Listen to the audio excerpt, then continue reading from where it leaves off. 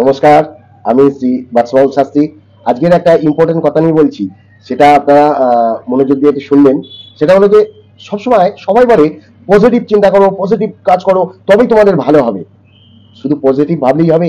নেগেটিভকেও ভাবতে হবে। কেননা নেগেটিভ যদি না থাকে তবে কিন্তু পজিটিভ কোনো কাজে দেবে না। যদি দিন না থাকে তবে রাতকে বোঝা যাবে না, আবার রাত যদি শেষ না হয় তবে দিনের উজালাকে আপনারা বুঝবেন কি করে?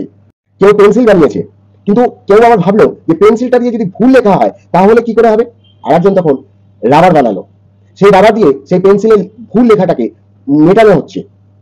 পজিটিভ লোক ভাবলো যে তাড়াতাড়ি পৌঁছানোর জন্য প্লেনে যেতে হবে, আর নেগেটিভ ব্যক্তি তৈরি করলো যে প্লেনে যদি যাই তাহলে যদি অ্যাক্সিডেন্ট হয় তাহলে তো মৃত্যু হয়ে যেতে পারে। সে তখন তৈরি করলো প্যারাশুট।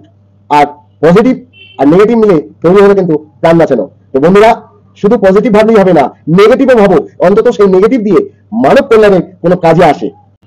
নমস্কার, আমি শ্রী বাদশাহ শাস্ত্রী।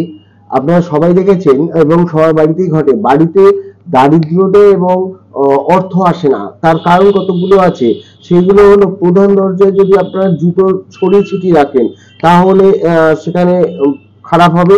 বিছানায় বসে খাবার খেলে সেটা খারাপ আছে, এবং শোবার ঘরে ঠাকুর ঘরে কোনো ছবি রাখলেন পায়ের কাছে, পিতামাতার সেবা না করলে, সন্ধ্যার সময় ঘুমোলে বা সন্ধ্যার সময় আপনারা যদি ঝাড়ু দেন, কিংবা অফিস থেকে এসে রাত্রি 10টার পর আপনার বাড়িতে ঝাড়ু দিলেন, কিংবা আপনাদের চুল আঁচড়ে এবং চিরুনিতে চুল রাখলে, তাছাড়া আয়ের চেয়ে বেশি ব্যয় করলে আপনাদের কিন্তু এই দারিদ্রতা আসবে।